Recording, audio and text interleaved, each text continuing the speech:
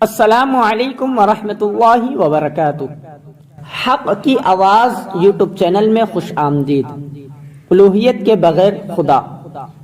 حضرت ابراہیم علیہ السلام ایک بار اپنے والدہ کے پاس آئے اور پوچھا، اماں جان، مجھے زندگی بخشنے والا اور میری پرورش کرنے والا کون ہے؟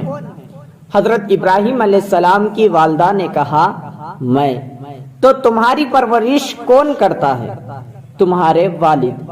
میرے والد کی پرورش کرنے والا شاہ نمرود، نمرود کی پرورش کرنے والا کون ہے؟ اس وقت تک ابراہیم علیہ السلام کی والدہ کے جوابات ختم ہو چکے تھے۔ ماں نے یہ کہہ کر ابراہیم کا منہ بند کر دیا کہ چپ رہو، تمہارا ایک ایک سوال ہے۔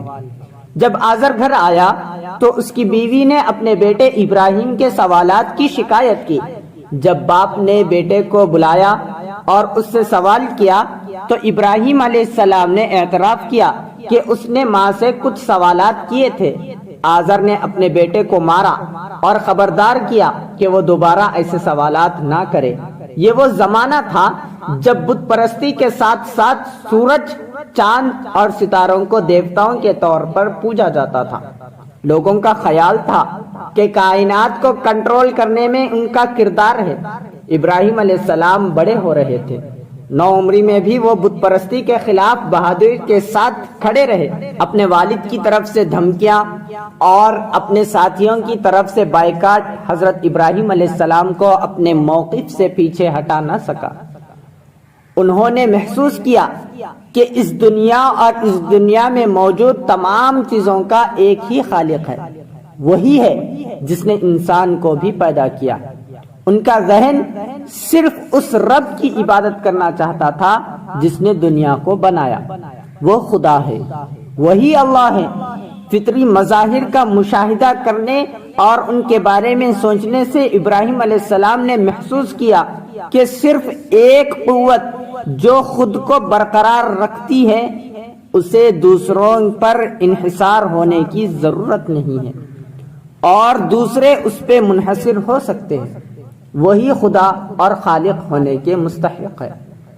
نوجوان ابراہیم علیہ السلام نے ایک بار اپنی برادری کو سچائی پہنچانے کا ارادہ کیا۔ قرآن کریم اس واقعے کی طرف اشارہ کرتا ہے۔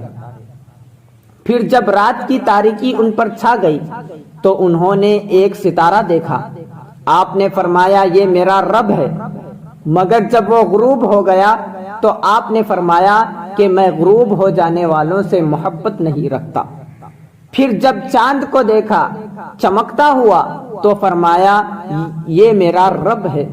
لیکن جب وہ غروب ہو گیا تو آپ نے فرمایا کہ اگر مجھ کو میرے رب نے ہدایت نہ کی تو میں گمراہ لوگوں میں شامل ہو جاؤں گا۔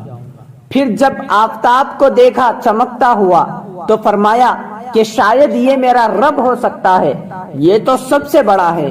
پھر جب وہ بھی غروب ہو گیا تو آپ نے فرمایا، بے شک میں تمہارے شرک سے بیزار ہوں۔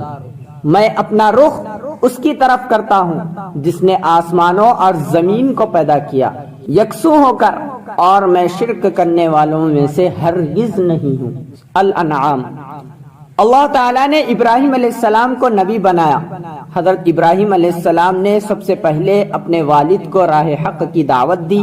جب اس نے اپنے باپ سے کہا کہ اے میرے ابا جان، آپ اس کی عبادت کیوں کرتے ہیں جو نہ سنتا ہے اور نہ دیکھتا ہے اور نہ آپ کے کچھ بھی کام آ سکتا ہے؟ اے میرے ابا جان، بلا شبہ میرے پاس یقیناً وہ علم آیا ہے جو آپ کے پاس نہیں آیا، چنانچہ آپ میرے پیچھے چلے، میں آپ کو سیدھے راستے پہ لے جاؤں گا۔ سورہ مریم۔ حضرت ابراہیم علیہ السلام نے اپنے والد کو توحید، رسالت اور آخرت کے تصورات بڑے احترام اور محبت کے ساتھ سکھائے، لیکن آزر نے بڑے غصے کے ساتھ حضرت ابراہیم علیہ السلام کی مخالفت کی۔ باپ نے کہا، اے ابراہیم، کیا تم میرے معبودوں سے بے رغبتی کرنے والے ہو؟ یقیناً تم اگر باز نہ آئے تو میں ضرور تمہیں سنسار کر دوں گا، اور تم مجھے چھوڑ دو کہ تم صحیح سالم حال میں ہو۔ سورہ مریم۔ إني وجهت وجهي للذي فطر السماوات والأرض حنيفا وما أنا من المشركين۔